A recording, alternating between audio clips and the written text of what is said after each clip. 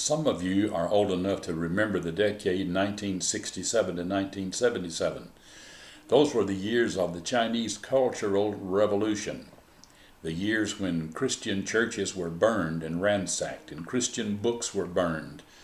Seminaries and schools were closed if they were Christian. Libraries were closed. Books were just summarily destroyed.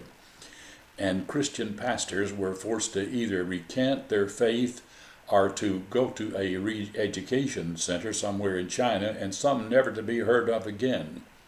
Teachers in universities who did not strictly adhere to the communist line, they also were re-educated or killed. It was a terrible time for the Chinese.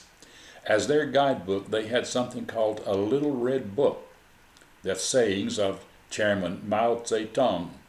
It was published, and before they would commit any kind of atrocity, they would look to the Little Red Book and Chairman Mao for their direction and for their permission.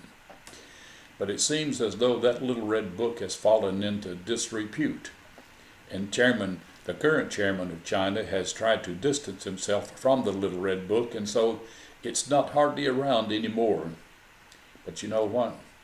I'm thankful that the Bible is still around.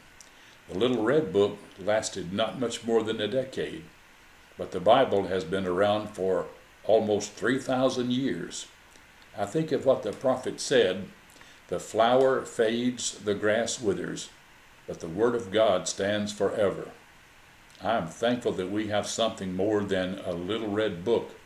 We have the Word of God in our hand, something that has endured and will continue to endure just as long as man endures, as long as God tarries and Jesus stays his hand.